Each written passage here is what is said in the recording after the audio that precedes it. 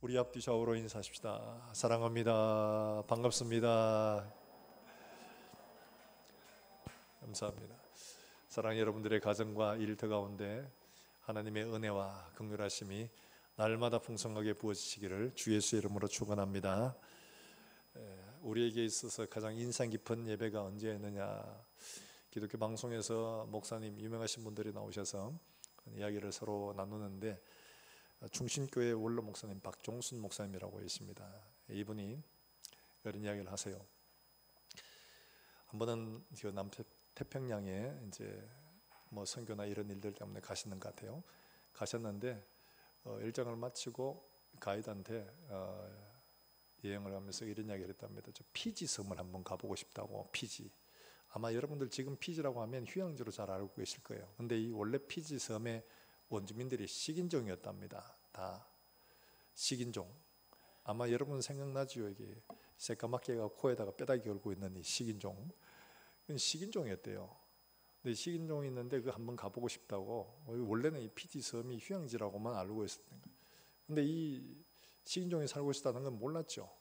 근데 이 식인종들이 변화가 됐습니다. 1800년대 영국에서 선교사들이 이 섬에 가서 그들을 변화시켜 놨어요.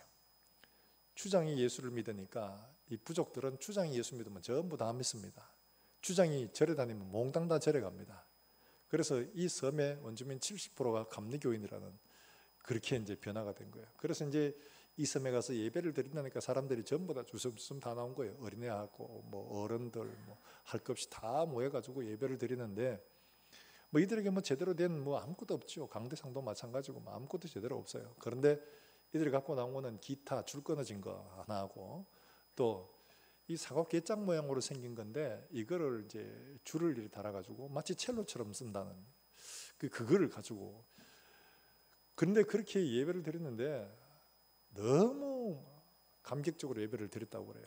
아무것도 없는데, 진짜 그야말로 목소리, 스피커도 마이크도 아무것도 없죠. 근데 그렇게 예배를 드렸는데 진짜 하나님 앞에 감격스럽게 예배를 드렸다고 이야기를 해요. 근데 그 옆에 계시는 목사님 한 분이 있습니다. 하정환 목사님이라고. 이분이 꿈이 있는 교회를 개척하셨는데 이제 지금 어느 정도 성장을 했습니다.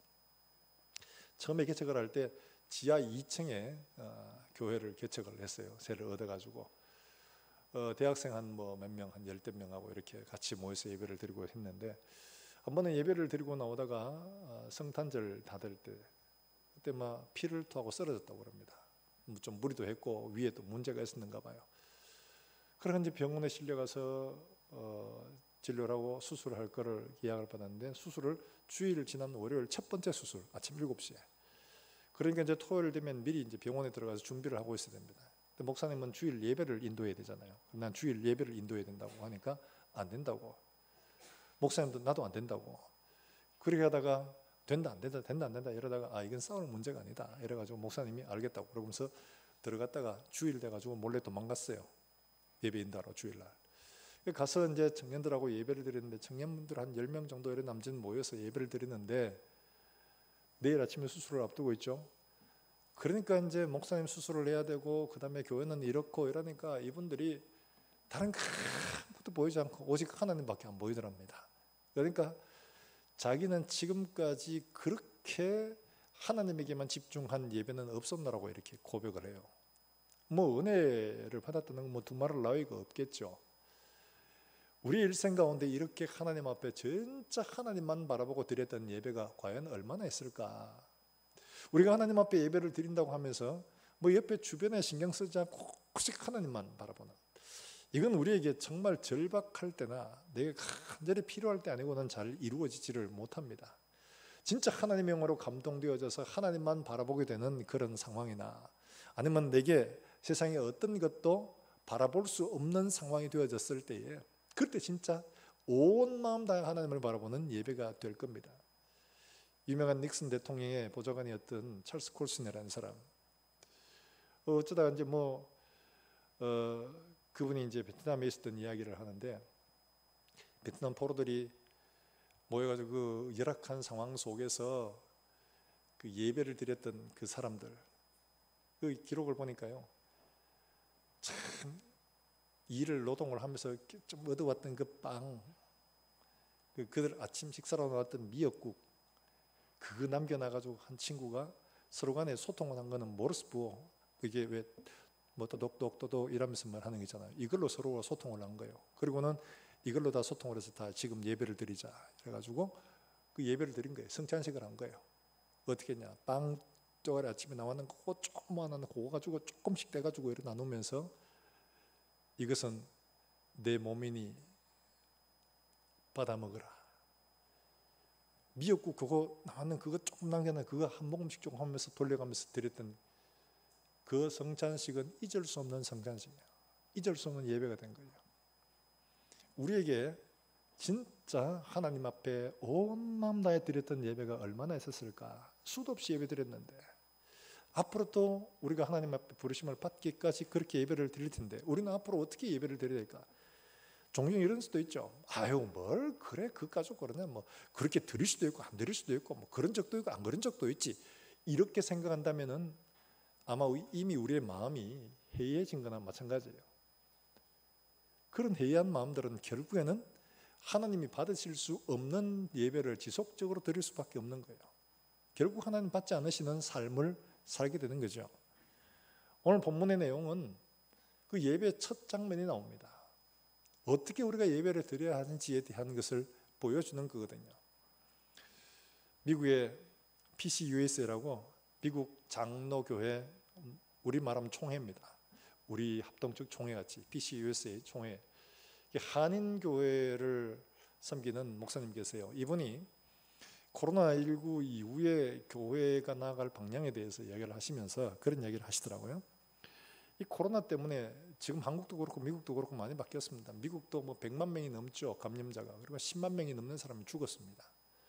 남미에는 지금 굉장히 많이 퍼져가고 있습니다. 많이 죽고. 유럽도 지금 뭐 좀 긴장을 늦추니까 지금 막 여기저기에서 지금 재확산되고 있죠. 우리나라도 지금 그렇죠. 올 가을이나 내년 겨울 이후에는 이보다 더 센 놈이 온다고 지금 의학계에서는 예고를 하고 있습니다. 그렇기 때문에 어느 때보다가 지금 우리가 이런 일들 때문에 더 긴장을 하지 않을 수가 없는 상황이거든요. 저희도 이제 몇 개월간의 공예배를 중단을 하고 온라인 예배를 드리거나 가정 예배를 드리도록 이렇게 했는데, 이런 예배를 드리다 보면 예배를 드리는 사람도 있고 안 드리는 사람도 있고 그렇습니다. 그래서 얼마 전에 그 청소년들, 학생들을 대상으로 해서 온라인 예배를 드리니까 어떻느냐 이래가지고 인터뷰를 하는 걸 봤어요. 그랬더니 이 학생들이 온라인 예배를 드리니까 요만한데 유튜브로 이렇게 드리니까요. 줌이라는 것 때문에 이렇게 프로그램으로 해서 여러 사람들이 모여가 예배를 드리잖아요. 그 조그만한데 얼굴들이 다닥다닥 붙어가 나오는데 예배를 드리는 건지 안 드리는 건지도 모르겠고 집중도 안 되고, 이 예배를 틀어놔놓고 가서 물도 마시고 오고 뭐 간식도 먹고 하다가 뭐 화장실도 갔다 오고 딴짓도 하고 자연스럽게 그렇게 되더라는 거예요. 주의가 집중이 안 되더라는 거예요. 그래 되니까 이게 한 달, 두 달 지속되니까 야, 내가 진짜 예수 믿는 거 맞나? 이런 생각이 들더라는 거예요. 아마 여러분들도 그러셨을 거예요. 전체 중에서 나름대로 조사를 해보니까 온라인 예배를 어느 정도 들으셨습니까? 뭐 이러니까 많은 분들이 들으긴 들으셨어요. 근데 내용의 질에 대해서는 그렇게 우리가 이렇게 정상적으로 드리는 예배, 대면 예배와만큼은 되지 않는 게 통계적으로 나와 있습니다. 대부분이 다 온라인 예배를 드리지만 조그만한데 막 보이지도 않고 막 들리지도 않고 소리도 잘 안 들리고 막 이러다 보니까 집중이 안 되는 거예요. 어른들은 CTS 방송 아예 차라리 보고 막 그렇게 드리죠. 근데 우리가 이런 일을 하면서 처음에는 온라인 예배를 계속 안 했습니다. 안 했던 이유는 우리가 예배를 드리는 예배의 본질은 외부의 어떤 세력에 의해서 드려지고 하는 게 아니라 내 자신이 하나님 앞에 나를 드리는 거거든요. 이게 예배입니다. 나를 드리는 건데 누구의 인도에서 음악적인 어떤 뭐 이런 외형적인 이런 걸 갖추어서 그렇게 예서 들어가야 된다면 그거는 참된 예배가 될 수가 없거든요. 우리 이런 상황이니만큼 더더욱 예배를 다시 한번 정리하고 내가 드렸던 예배는 과연 어떠했던가, 내가 이런 상황 속에서도 예배를 하나님 앞에 집중하며 하나님 앞에 드릴 수 있었던가를 생각해보고 점검을 해야 하는 아주 좋은 시기입니다. 하나님은 우리에게 미리 말씀해 주셨습니다. 마지막 때가 되어지면 극한 환난, 믿는 자들도 도무지 믿음을 지킬 수 없는 그런 어려운 때가 온다는 것을 미리 예고해 주고 있습니다. 예고해 주고 있는데 그때 우리가 온라인을 의지하고 다른 사람을 의지하고 할 겁니까? 그렇게 할 수가 없어요. 내가 하나님 앞에 나 자신을 드리는 예배를 연습하지 아니하면 절대로 하나님 앞에 우리가 나아갈 수가 없습니다. 위기 상황에서 그게 중요해? 이렇게 될 수밖에 없거든요. 아무리 어려운 상황 속에서라도 나 자신을 하나님 앞에 드리는 연습과 훈련들이 지금 우리가 연습되고 훈련되어져야 하기 때문에 그렇게 하는 거예요. 사랑하는 여러분들, 예배의 본질은 어디 있느냐? 외적인 영향이 있는 거 아닙니다. 화려한 성가대와 좋은 밴드와 분위기 좋은 이런 여러 가지 외형적인 이런 인테리어 이런 것들에 있지 않습니다. 많은 사람들이 음악이 좋고 훌륭하고 이러면 예배 집중 잘 된다고 하는데 그런 것들에 의해서 하는 것들은 금방 무너집니다. 정말 우리의 중심 속에 내가 하나님을 얼마나 어떻게 바라볼 수 있느냐, 외적인 환경들과 관계없이 집중하는 훈련들이 필요한 거예요. 아무것도 없어도 저 같은 경우에는 개인적으로 저 혼자 하는 예배가 가장 좋습니다. 입술로 소리 내지 않아도 나 혼자 내 마음으로 달싹거리는 입술로 그냥 내 찬송을 할 때 그게 내 온 영혼이 빠져가는 거예요. 하나님의 말씀을 묵상할 때 그 말씀이 묵상할 때마다 내 마음속에 새롭게 나를 바꾸어 가는 걸 경험합니다. 하나님 앞에 기도하는 것들도 다릅니다. 다른 소리가 들리잖아요. 그 외에는 다른 게 보이지 않아요. 온전히 하나님께 집중해 가는 이것이 진짜 우리가 회복되어져야 할 진정한 예배라는 거죠. 오늘 그 예배를 하나님이 받으시는 것과 받으시지 않는 것을 구별해서 하나님이 어떻게 하면 받으시고 어떻게 하면 받지 않느냐, 그냥 무작정 정성으로 드리는 것이 제사다 하는 게 아니에요. 하나님은 어떻게 하면 이걸 받느냐 받지 않느냐를 우리에게 분명히 보여주고 계십니다. 오늘 본문은 이렇게 시작을 하고 있죠. 하나님이 가인과 아벨을 아담의 가정에 주신 것으로 시작을 하고 있습니다. 오늘 여기 나오는 1절의 말씀에 보면 아담이 그의 아내 하와와 동침하매 하와가 임신하여 가인을 낳고 이르되 내가 여호와라 말미암아 득남하였다 하니라 이렇게 말합니다. 가인이란 말은 세우다 카나라는 말에서 나왔습니다. 그래서 가인이란 말은 세우는 자 혹은 얻은 자라는 이런 뜻입니다. 아마도 그렇겠죠.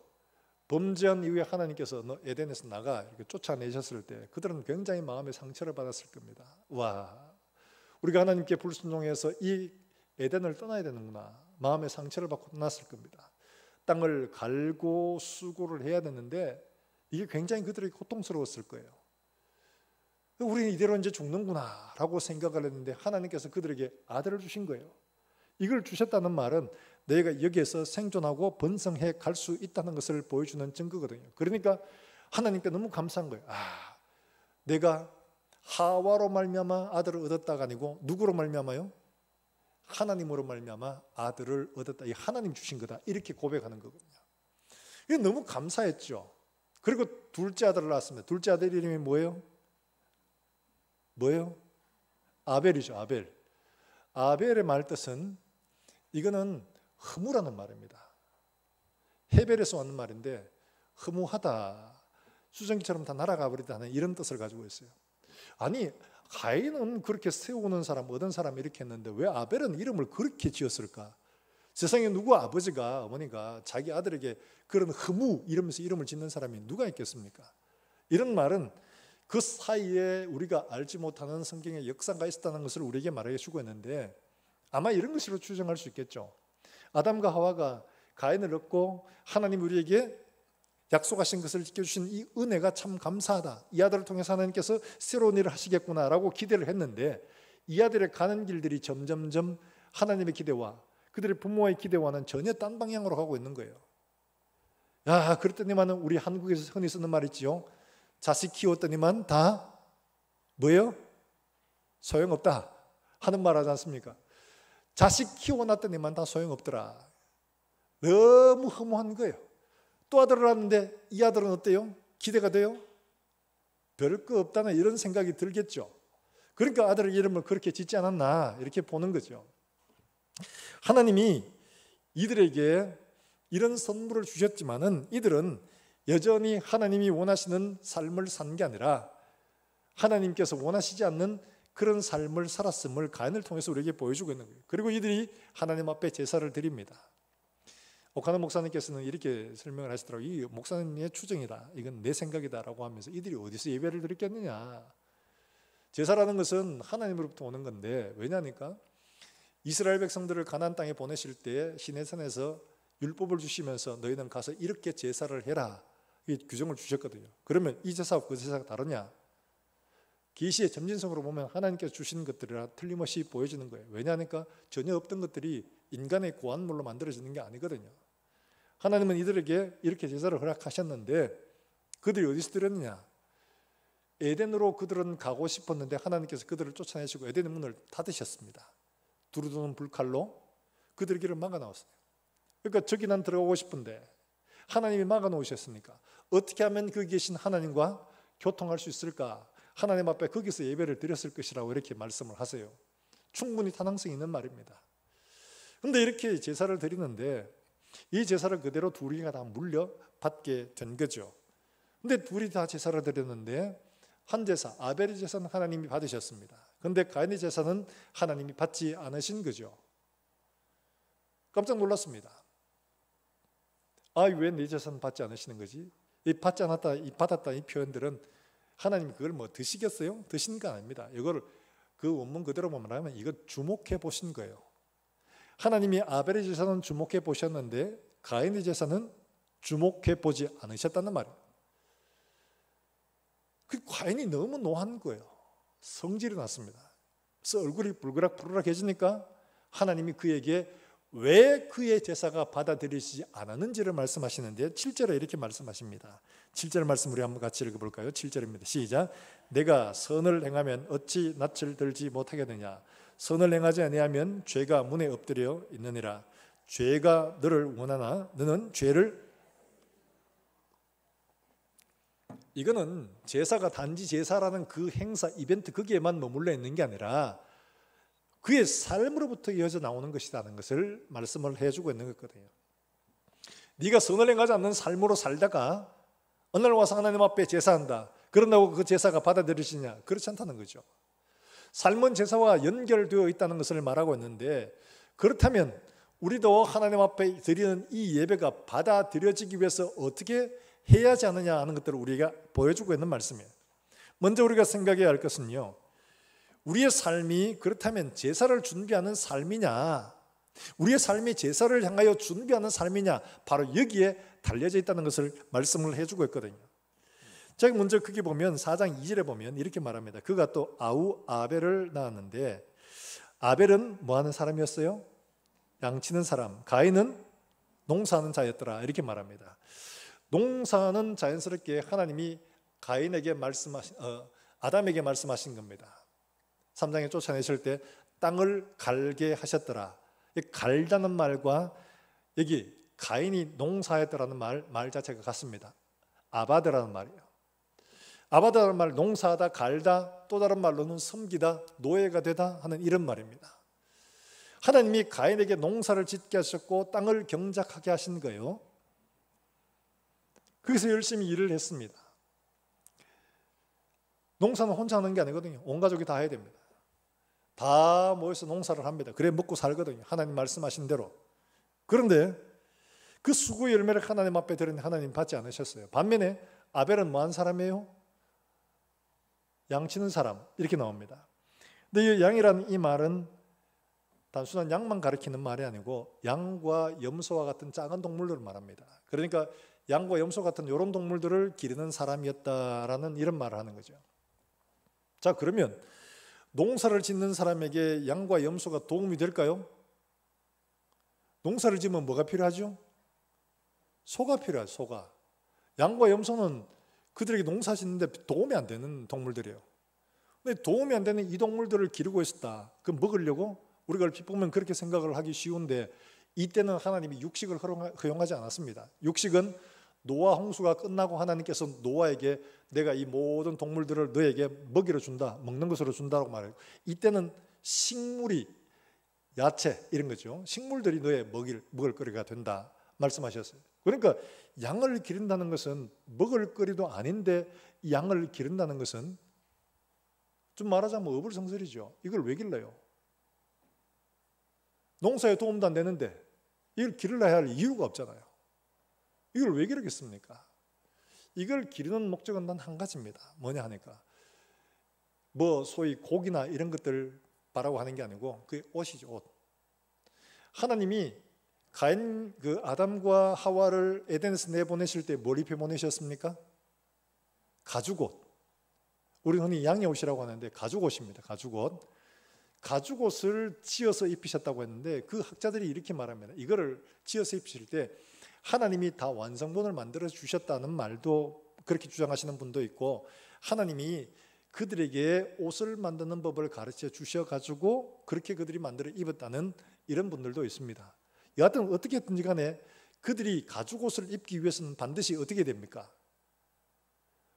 동물이 죽어야 됩니다. 처음으로 피를 흘려야 되거든요. 그럼 그 고기를 먹나요? 고기는 안 먹습니다. 고기는 다 태워 없애야 됩니다.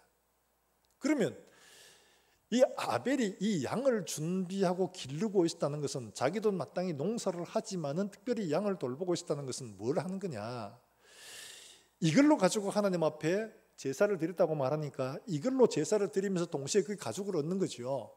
달리 말하면 이것은 그가 하나님께 제사를 준비하기 위한 그런 삶으로 하나님이 내게 가죽옷을 입혀주셨는데 그 가죽옷을 얻기 위한 것으로, 달리 말하면 하나님의 은혜를 기억하고 그 하나님에 대해 감사하는 마음으로 이들을 길러서 하나님이 우리에게 가죽옷을 입히셨습니다. 이 동물들을 우리에게 주셨으니까 하나님 감사합니다. 이걸 길러내는 거죠. 달리 말하면 이들의 삶의 목적이 어디로 향하고 있었느냐? 하나님의 은혜에, 그것을 표현하는 제사에 향하고 있었다는 것을 말씀을 해주고 있는 거예요. 반면에 가인은 어떠냐? 농사 짓는 것으로만 그쳤습니다. 땅에 먹고 사는 것으로만 그의 삶이 한정되어 있다는 것을 말하고 있거든요. 우리의 삶이 어디로 가느냐 하는 굉장히 중요한 거죠. 우리의 삶이 하나님 앞에 정말 제사하는 삶, 하나님 앞에 드릴 수 있는 이런 삶으로 향하고 있느냐, 그렇지 않으면 그냥 먹고 사는 문제에만 매여 사느냐, 두 사람의 삶이 나누어지는 겁니다. 그게 어떻게 보여지느냐 하니까 그 다음에 나온 삶으로 보여지는데, 여러분 4장 3절의 말씀에 이렇게 말하고 있죠. 3절의 말씀에 같이 한번 읽어봅니다. 시작. 세월이 지난 후에 가인은 땅의 소산으로 제물을 삼아 여호와께 드렸고, 이렇게 말하는데 세월이 지난 후에라는 이 말은 말 그대로 번역하면 날들의 마지막에라는 이런 표현입니다. 날들의 마지막에. 이런 표현이 어떻게 쓰여졌느냐, 여기서는 이렇게 쓰여졌지만은 이 말은 성경의 다른 부분에서는 대부분이 어떻게 쓰였냐, 심판에 대한, 그러니까 결산을 하는 이런 날이죠. 결산을 해야 할 때가 왔었을 때 하나님은 그들에게 이렇게 받으시고 안 받으셨다, 가인과 아벨이 이렇게 제사를 드렸다, 이렇게 표현하는 거예요. 달리 말하면 이들의 삶이 어디로 향하고 있느냐 하는 것이 결산되어질 때, 그 결산되어질 때 가인은 어디에요? 먹고 사는 문제만 매여 살다가 하나님 앞에 그걸 가지고 와서 드렸어요. 아벨은 구별해서 하나님 앞에 살던 이 삶이 있습니다. 구별해 놓은 삶, 하나님께 제사하기 위하여, 그 은혜에 생각하기 위하여 드리던 이 삶이 있었어요. 그걸로 하나님 앞에 드린 거죠. 각자 우리 모든 인생들은 하나님 앞에 결산할 때가 있습니다. 여러분 한 주간 살면서 여러분이 이 주일 예배를 바라보고 살고 한 주간 있었습니까? 그렇지 않으면 허겁지겁 먹고 사는데 바쁘다가 오늘 주일이네, 교회 가야 되네, 이러고는 오셨습니까? 이 두 사람의 삶의 방향이 하나님이 받으시느냐 그렇지 않느냐의 삶으로 갈려진다는 거죠. 뿐만 아니라 우리가 하나님 앞에 마지막 우리의 삶을 결산해야 될 바로 그때에 그걸 준비하며 사는 인생과 그저 먹고 살기 바빠가 살다가 어느 날 갑자기 하나님 앞에 내가 섰어요. 준비가 전혀 되지 않았어요. 이렇게 사느냐, 이 두 삶이 하나님이 받으시는 삶이냐 그렇지 않은 삶이냐를 구분한다는 겁니다. 사랑하는 여러분들, 우리가 하나님 앞에 결산해야 될 단위의 삶뿐만 아니라 우리 삶 전체가 이렇게 하나님 앞에 제사로 드려지는 삶이 될 수 있도록 이 방향으로 가고 있는 삶이 되기를 주 예수 이름으로 축원합니다. 이게 되어질 때 하나님이 우리의 예배를 받으시는 거예요. 이런 삶의 방향이 없이 그냥 먹고 사는 데만 바쁘다가 허겁지겁 와서 하나님 앞에 드리는 제사는 하나님 앞에 온전하게 받아들여질 수가 없는 삶이다. 그런 예배다. 이걸 말씀을 하고 있는 거예요. 자, 그러면 이게 구체적으로 어떻게 드러나느냐? 여러분, 이들이 믿음으로 드렸냐 그렇지 않느냐 하는 것들을 이게 보여준다고 말하는 게 히브리서 12장에 나오잖아요. 히브리서 12장 여러분 4절 한번 찾아볼까요? 히브리서 12장 4절입니다.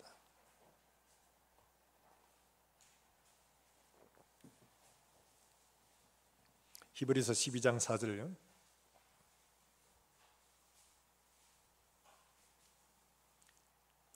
우리 같이 한번 읽어보겠습니다. 히브리서 12장 4절입니다. 시작. 믿음으로 아벨은 11장 4절 죄송합니다. 말이 헛나와서 자꾸 11장 4절 같이 읽습니다. 시작. 믿음으로 아벨은 가인보다 더 나은 제사를 하나님께 드림으로 의로운 자라는 증거를 얻었으니 하나님이 그가 죽었으나 그 믿음으로써 지금도 말하느니라. 여러분, 거기 말씀에 가만히 보세요. 가인과 아벨의 제사의 차이점은 뭐였습니까? 믿음이었죠. 믿음이라는 게 어떤 거예요? 하나님 살아계십니다. 맞습니다. 하나님은 우리를 구원하시고 사랑하시는 분이 맞습니다. 이건 믿습니다. 네, 맞습니다. 그 믿음이 단지 마음과 생각으로만 했느냐, 그게 어떻게 증거가 되느냐, 그 믿음이 어떻게 표현되어졌느냐는 거예요. 그게 바로 11장 4절에 말하고 있는 것처럼 하나님이 뭐에 대해서요? 뭐에 대해서? 예물에 대하여 증거하셨다고 말하잖아요. 그 믿음이 예물로 드러났다는 겁니다. 가인의 믿음도 예물로 드러났고 아벨의 믿음도 그 예물로 드러났다는 거예요. 우리의 믿음은 뭘로 드러나느냐? 우리가 하나님 앞에 드리는 예물로 드러나게 되어져 있습니다. 마음으로만 믿으면 되지, 그 마음이 어떻게 표현되어지는가가 그 사람의 믿음의 현주소라는 거예요. 마음만이 아니에요. 우리의 마음이 어떻게 드러나느냐, 바로 그 삶으로 우리가 드러난다는 것을 말씀을 해주고 있습니다. 자, 그러면 믿음이라는 이것이 구체적으로 그 예물이 어떻게 드러나느냐, 3절과 4절 오늘 여기 본문에 나오는데 창세기 4장 3절과 4절에 이렇게 표현하고 있죠. 우리 한번 같이 읽어볼까요? 창세기 4장 3절과 4절요. 같이 읽습니다. 시작. 세월이 지난 후에 가인은 제물을 삼아 여호와께 드렸고 아벨은 자기도 그 기름으로 드렸더니 여호와께서 아벨과 그의 제물은 받으셨으나. 가인은 뭘로 드렸습니까? 땅의 소산. 그리고 아벨은 자기도 뭐예요? 양의 첫 새끼. 둘 다 서로 준비하는 게 달랐습니다. 그런데 둘의 이 예물을 드렸는데 이 제물로 삼아 드렸다 했는데 이 제물이 쓰이는 이 말은 예물이라는 뜻입니다. 이 말이 레위기에서는 민하라는 말인데 이 민하라는 말이 소제라는 말. 그러니까 제물이 곡식이냐 짐승이냐 여기에 달려 있다는 게 아니었어요. 이게 아니고 뭐였냐? 그게 나오죠. 가인도 땅에 뭘로요? 소산. 앞에 뭐 하나 빠졌죠? 첫이라는 말이 빠졌습니다. 아벨은 첫 소산이에요. 첫 소산. 이 첫 번째라는 이 말이 하나만 말하는 게 아니고 이 말이 복수입니다. 그러니까 양들과 염소들이 있는데 그 중에 첫 번째 것을 골라냈는데 그 중에 아주 기름지고 좋은 걸 골라냈다는 이야기예요. 그리고 그것을 잡았는데 그 중에 또 뭘 구별해냈어요? 기름을 따로 구분했어요.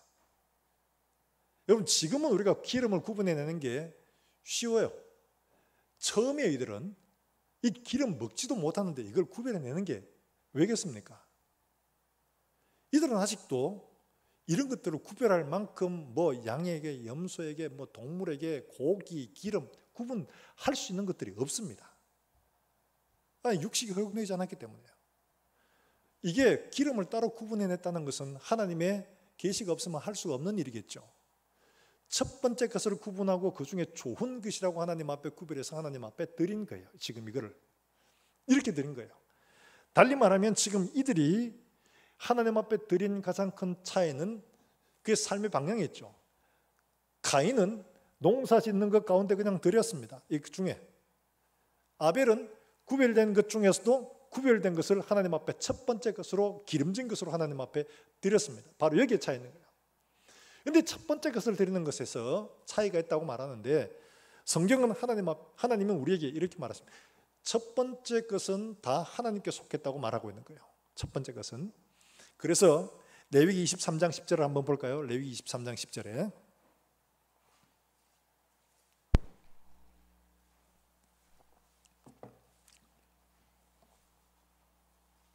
레위기 23장 10절입니다.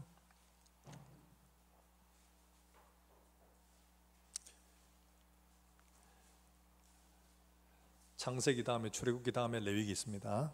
레위기 23장 10절을 같이 읽습니다. 시작. 이스라엘 자손에게 말하여 이르라. 너희는 내가 너희에게 주는 땅에 들어가서 너희의 곡물을 거둘 때에 너희의 곡물에 여러 개 중에 하나입니까? 첫 번째.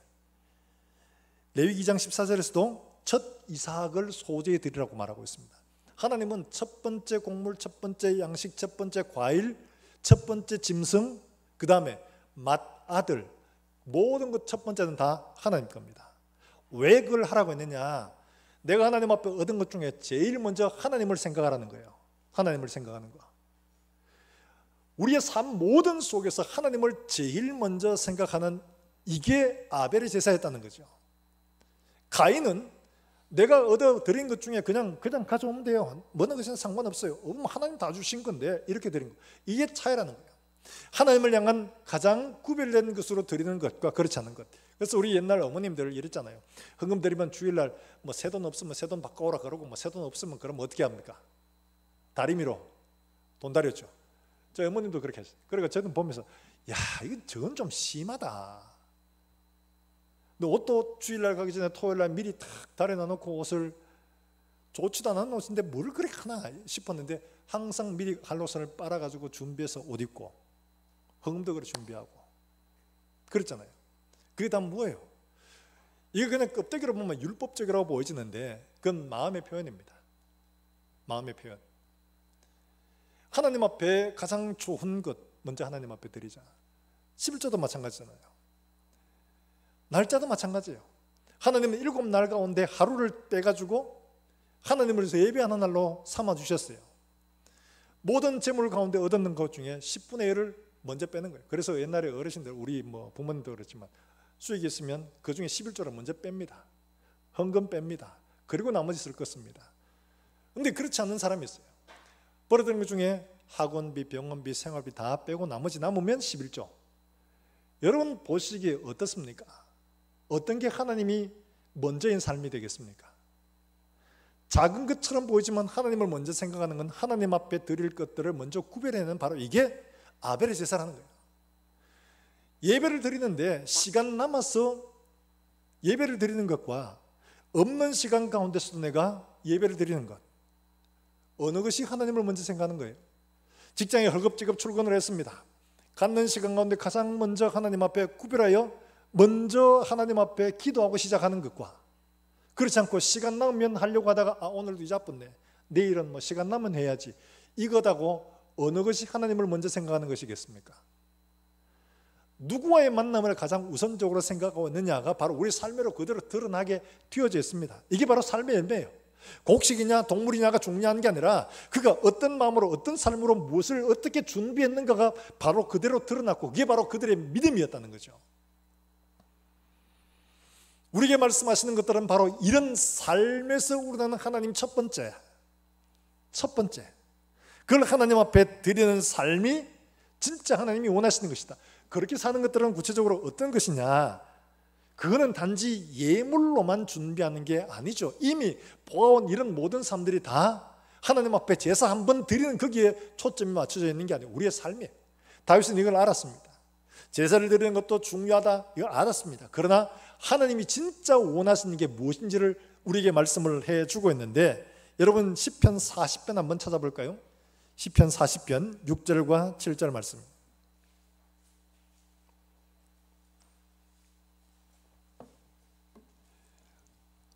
시편 40편 6절과 7절입니다.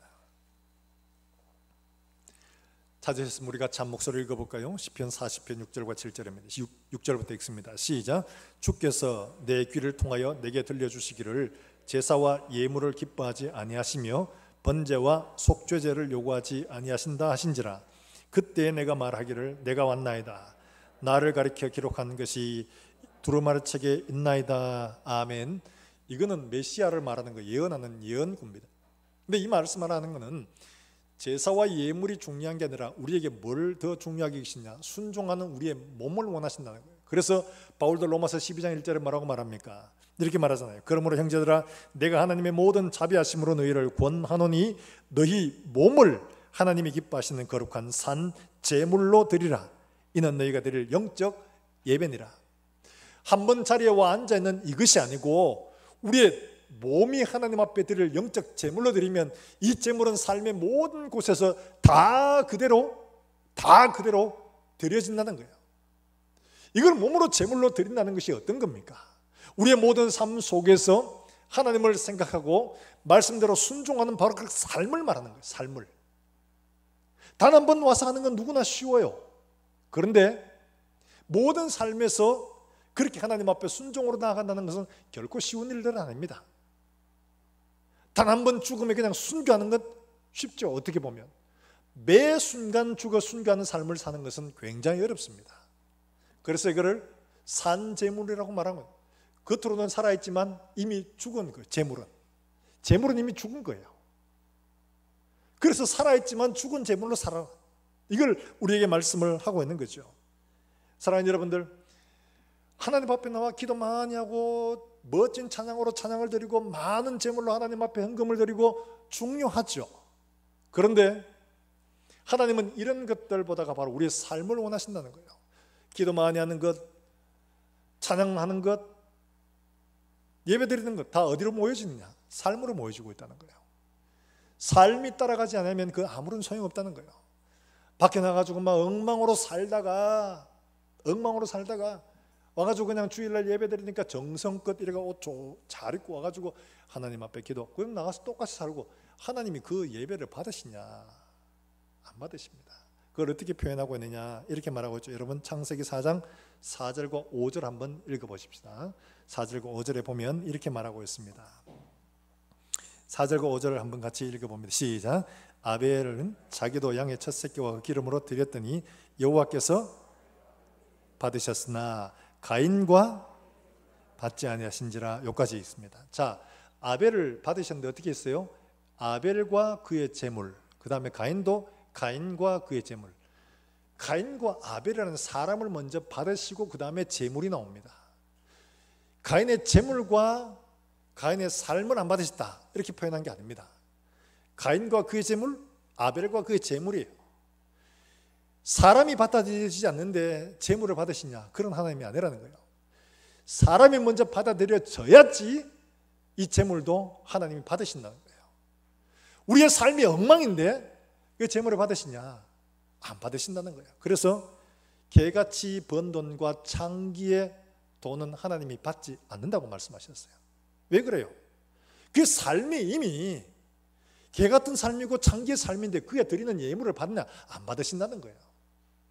우리가 하나님 앞에 드리는 예배는 우리의 삶이 먼저 하나님 앞에 드리시는 예배를 준비하는 삶, 하나님 앞에 우리의 삶을 결산할 때 그때 받아들일 수 있는 우리의 삶의 열매를 바라보고 사는 삶이 되지 아니하고 이 땅에 먹고 사는 문제에만 매여 산다면 우리의 삶은 이미 하나님께서 받아들이시지 않는 삶이 예배가 된다는 거예요. 사랑하는 여러분들, 우리의 모든 제사와 예배가 이와 같이 하나님 앞에 기쁘시게 하는 연락되는 제사와 예물 될 수 있기를 주 예수의 이름으로 축원합니다. 이게 바로 하나님이 원하시는 거예요. 그러면 우리가 하나님 앞에 예배를 드리는 그 자리에 어디에서 하나님 앞에 무릎을 꿇든지 간에 하나님은 우리를 주목해 보십니다. 세상 그 어떤 것도 보지 않아도 하나님께 그렇게 예배하는 자를 하나님이 찾으시고 보시는 거예요.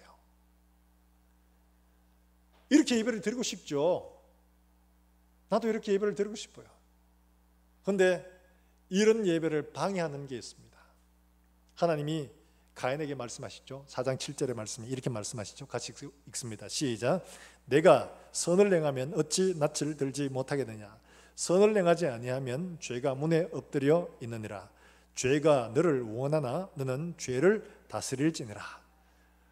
우리의 제사를 방해하는 것들이 뭐냐? 바로 죄라는 놈이라는 거예요. 죄. 이 죄가 어떻게 하느냐? 문 앞에 딱 엎드려가 요게 넘어오나 안 넘어오나 요걸 딱 본다는 거죠. 딱 넘어오면 어떻게 해요? 확 물어버려가지고 삼켜버린다는 거예요. 자, 근데 보면 하나님이 뭐라고 하셨느냐? 죄가 너를 원하나 너는 죄를 다스릴지니라. 우리 국어상으로는 죄를 다스리라고 이렇게 했지만은 이 말 자체를 보면 죄를 다스리는 게 아니고요. 이 다스린다는 말은 남성형이에요. 남성형이라서 죄는 여성형입니다. 그러면 거기 여성이 어디냐? 너를 원하나 하는 이 원함이 여성형입니다. 그래서 뭐를 다스려야 하니까 죄가 너를 욕망하는 그 욕망 자체를 다스리라는 거예요. 그걸 다스리라고 말하고 있는 겁니다. 이런 거죠. 하와가 뱀에게 속아가지고 넘어갔습니다. 뱀이 왔습니다. 뱀을 잡아 목을 비틀어가지고 가죽을 벗기지 못한 게 죄입니까? 그의 말을 듣고 따라간 게 죄입니까? 뱀이 하는 유혹들을 이걸 다스리지 못한 게 이게 잘못이에요. 뱀을 다스리지 못한 게 죄가 아니고 뱀에게서 오는 유혹들을 다스리지 못한 게 이게 잘못된 것이라는 거죠. 그걸 듣고 뱀이 하는 말을 듣고 내 마음속에 뭐가 생겼다는 거예요?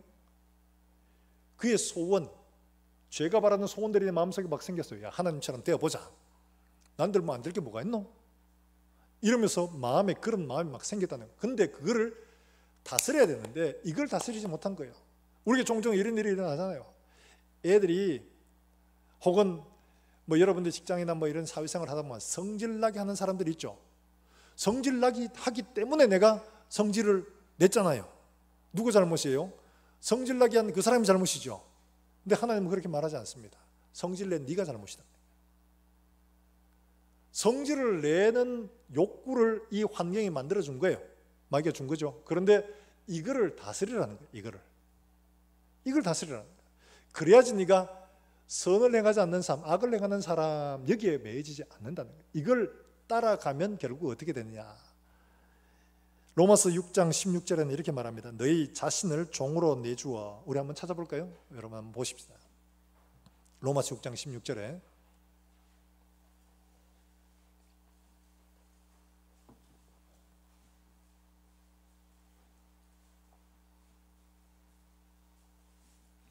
같이 읽어봅니다. 시작.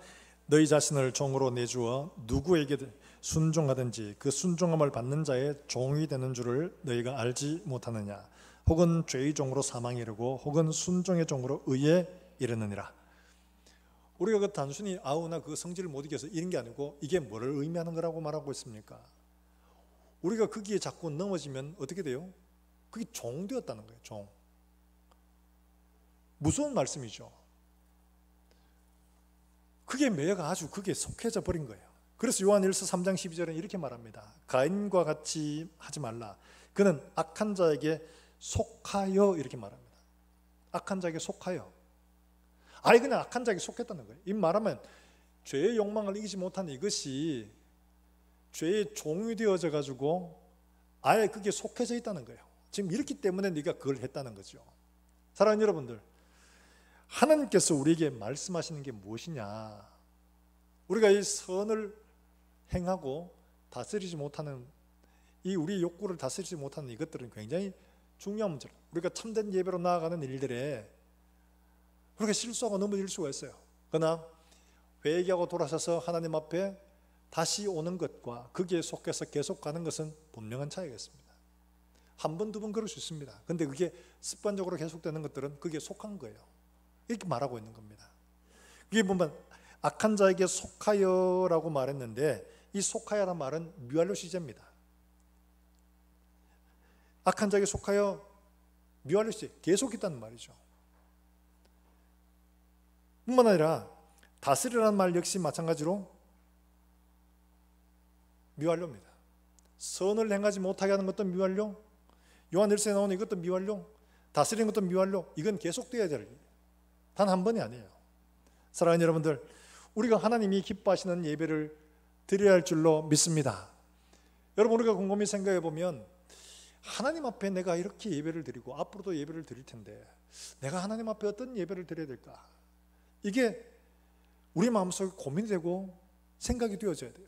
그래야지만이 우리가 언제라도 하나님의 부르심을 받을 때 하나님 앞에 부끄럽지 않게 설 수가 있습니다. 그런 자를 하나님이 찾으신다고 말하고 있습니다. 찾아서 뭐 하시게요? 하나님 기뻐하시는 일들을 하도록 하시는 거예요.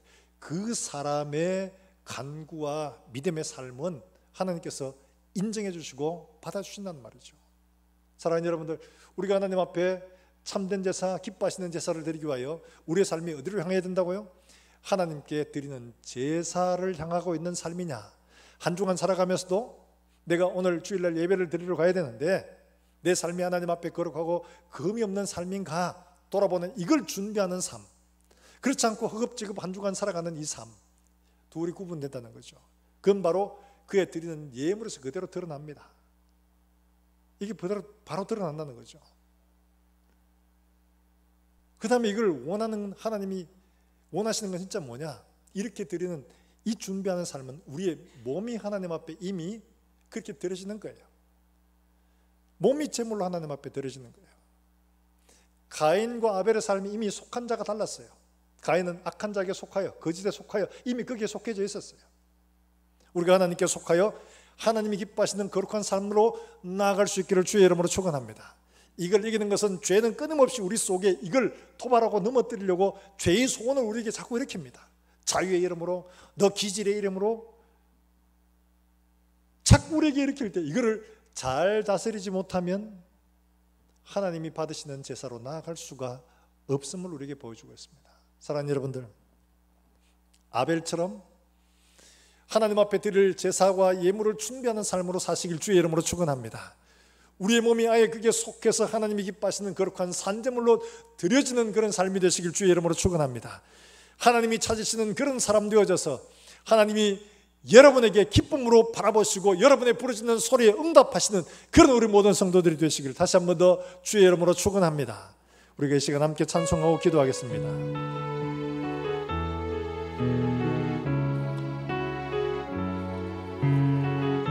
아무도 예배하지 않는 그곳에서 주를 예배하리라. 아무도 예배하지 않는 그곳에서 주를 예배하리라. 아무도 찬양하지 않는 그곳에서 주를 찬양하리라. 누구도 헌신하지 않는 그곳에서 주께 헌신하리라. 아무도 증거하지 않는 그곳에서 주를 증거하리라. 내가 밟는 모든 땅, 내가 밟는 모든 땅, 주를 예배하게 하소서. 주의 보혈로 덮어지게 하소서. 내가 선이고 주의 거룩한 곳 되게 하소서. 주의 향기로 물들이소. 내가 밟는 모든 땅 주를 예배하게 해주소서. 모든 땅 주를 예배하게 하소서. 주의 보혈로 덮어지게 하소서. 내가 선이고 주의 거룩한 곳 되게 하소서. 주의 향기로 물들이. 우리 한 번 더 고백합니다. 내가 밟는 모든 땅, 내가 밟는 모든 땅 주를 예배하게 하소서. 주의 보혈로 덮어지게 하소서. 내가 선이고 주의 거룩한 되게 하소서. 주의 향기로 물들이소서. 우리가 함께 기도하실 때 오늘 우리에게 주신 말씀처럼 하나님, 우리가 하나님 앞에 예배하는 것을 준비하는 거룩한 삶이 되게 하나님 은혜를 베푸시고 우리의 삶이, 우리의 몸이 하나님 앞에 먼저 드려질 수 있도록 하나님 은혜를 베풀어 주시기를 간절히 원합니다. 이 땅에 먹고 사는 일에만 매여 사는 것이 아니라 우리가 하나님께 속하여 하나님의 예물을 준비하는 거룩한 삶이 되어질 수 있도록 하나님 은혜를 베풀어 주시기를 원합니다. 하나님 아버지 우리에게 끊임없이 닥쳐오는 여러 가지 유혹들, 죄의 소욕을 다스리는 믿음이 되어서 하나님 아버지 받으시는 하나님께 기뻐하시는 거룩한 제사로 하나님 앞에 드려질 수 있는 우리 모든 성도들이 되게 해주시옵소서. 하나님이 찾으시는 예배자, 하나님이 기뻐하시는 예배자, 하나님이 미리 응답하시는 예배자가 될 수 있도록 하나님 축복하여 주시옵소서. 우리 한 목소리 함께 통성으로 기도하겠습니다. 하나님 아버지 은혜를 감사합니다. 오늘도 하나님 앞에 나와 예배하며 하나님 앞에 나아갑니다. 우리 예배가 하나님 받으시기에 합당한 예배인지 스스로 돌아보게 하시고 말씀으로 우리 자신을 점검하게 하여 주시기를 원합니다. 하나님의 말씀이 가는 곳에 가고 말씀이 서는 곳에 쓸 수 있도록 도와주시옵소서. 하나님 아버지 우리가 온전히 하나님의 예배를 준비하는 삶이었던지를 돌아보게 하시고 우리의 삶이 끝날 때 하나님 앞에 온전히 예물을 드릴 수 있는 그런 준비하는 삶이 될 수 있도록 하나님 은혜를 베풀어 주시기를 원합니다. 한 주간의 삶도 하나님 앞에 예배를 준비하는 삶이 되게 해주시옵소서. 한 번 왔다 드리는 예배가 아니라 우리의 매일매일 하나님 앞에 우리의 몸으로 드리는 삶이 되게 하시고 몸으로 드리는 제사가 되게 하시고 우리의 몸으로 열매를 드리는 삶이 될 수 있도록 하나님 은혜를 베풀어 주시기를 원합니다. 우리에게 끊임없이 이 예배를 방해하는 죄의 소욕들을 하나님 다스릴 수 있도록 하여 주시기를 원합니다. 하나님 아버지 악한 자에게 속하여 하나님 앞에 은근기와 가시를 내는 삶이 아니라 하나님이 기뻐하시는 거룩한 열매를 드리는 삶이 될 수 있도록 성령 하나님 은혜를 베풀어 주시기를 원합니다. 이런 예배자를 하나님 찾으신다고 말씀하셨고 이런 예배자에게 하나님 응답하신다고 말씀하셨사오니 하나님이 찾으시는 예배자, 하나님이 응답하시는 예배자, 하나님이 기뻐하시는 예배자로 우리의 삶이 드려질 수 있도록 하나님 축복하여 주시기를 원합니다. 오늘도 하나님 아버지 사랑하는 종들이 하나님 앞에 예배로 모였습니다. 우리의 심령을 새롭게 하시고 말씀을 가슴속에 듣게 하시며 이 한 주간도 예배를 준비하는 삶이 되게 하시고 우리의 남은 모든 생에도 하나님 앞에 이와 같이 예배를 준비하는 우리의 성도의 삶이 될 수 있도록 하나님 역사하여 주시옵소서. 하나님 아버지 은혜를 감사합니다. 말씀을 통하여 아벨의 제사가 하나님 앞에 기쁘시게 받아들여졌음을 우리에게 보여주셨고 가인의 제사를 하나님 받지 아니하셨는데 그 일을 통하여 우리에게 교훈하시는 이 제사의 삶이 우리가 어디로 향하여야 하는 것인지를 깨달아 알게 하시고 우리의 모든 삶, 한 주간의 삶이 우리가 매주 드리는 예배가 준비되는 삶이 되게 해 주시기를 원합니다. 우리의 모든 삶이 우리의 모든 삶으로 예물을 준비하여 마지막 그날 우리 하나님 앞에 기쁨으로 하나님 앞에 드릴 수 있는 그런 제사를 준비하는 삶이 되게 주님 축복하여 주시옵소서. 그래 매일매일이 우리의 몸으로 하나님 앞에 거룩한 산 제물을 삼는 삶이 되게 주님 축복해 주시옵소서. 우리 속에 끊임없이 일어나는 죄의 소욕들을 말씀으로 하나님의 성령으로 다스려가며 승리하는 삶이 되어져서 하나님이 찾으시고 하나님이 기뻐하시고 하나님이 미리 응답하시는 그런 종들의 삶이 되도록 성령 하나님 역사하여 주시옵소서. 하나님 아버지 오늘도 주 앞에 나올 때 하나님의 은혜에 감사하여 귀한 예물을 드립니다. 드리는 예물 하나님께서 향기롭게 받으시는 예물 되도록 주님 축복하시고 이들의 손길과 가정과 손을한 일들마다 이들을 통하여 복이 되게 하여 주시옵소서. 하나님 아버지 오늘도 사랑하는 종들이 여러 가지 고통의 문제, 질병의 문제, 우리가 예상치도 못한 고난의 문제를 만나 하나님 앞에 신음하며 하나님 앞에 부르짖는 종들을 기도를 주님 기억하시고 하나님 응답해 주시기를 원합니다. 하늘로부터 내리시는 하나님의 은혜로 말미암아 이들의 마음에 기쁨과 감사가 넘치게 하시며 세상이 감당할 수 없는 믿음으로 세상을 이기는 사람들이 되게 해 주시옵소서. 이들의 간구를 하나님 연락하시고 하나님 선한 열매로 우리 가운데 응답해 주시옵소서.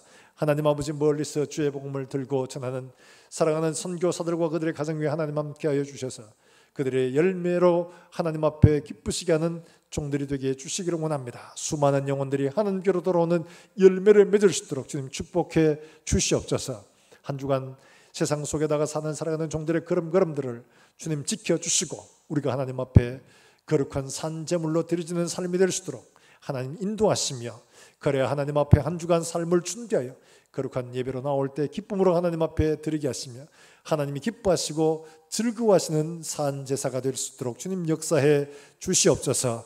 예수님의 이름으로 기도하옵나이다. 아멘. 하나님의 말씀을 함께 묵상하겠습니다. 기도 요한일서 3장 22절 말씀.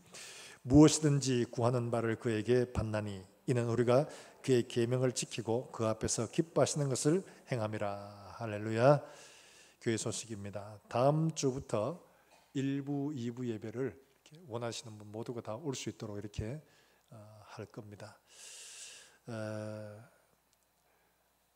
근데 차량 운행은 아직 당분간을 하지를 못합니다. 그래서 참고해 주시고, 새벽 기도회는 29일부터 시작을 합니다. 그리고 수예배는 7월 1일부터 그 주간 수요일부터 시행을 합니다.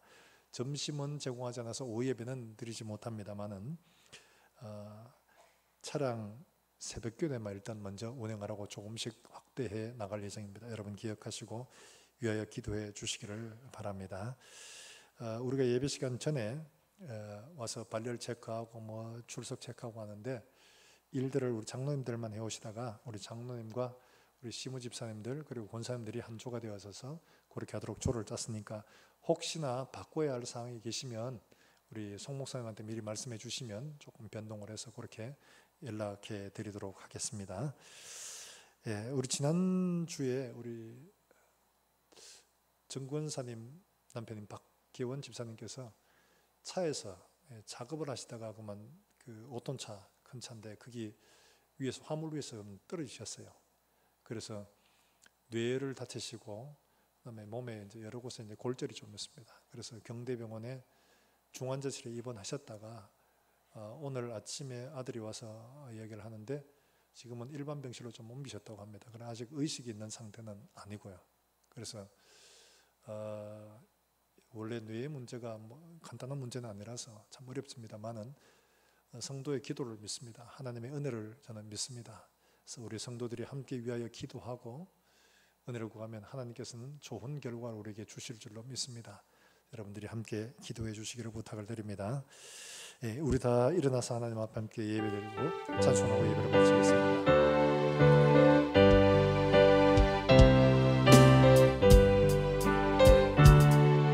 여기에 모인 우리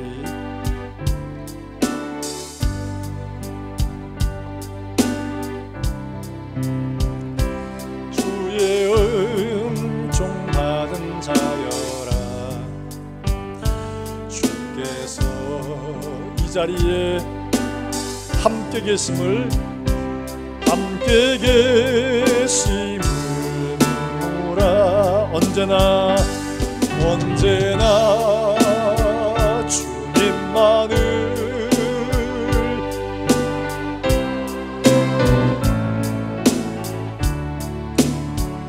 시험을 당할 때도 함께 계심을 이 믿음도 굳세라, 이 믿음도 굳세라.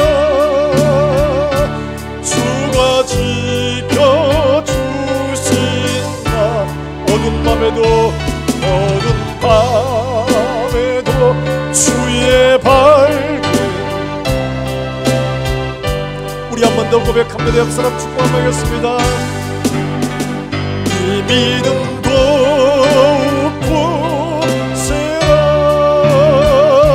주가 지켜주신 어두운 밤에도 주의 밝은 빛이, 밤에도 주의 밝은 인도하여 주신다. 기도하겠습니다.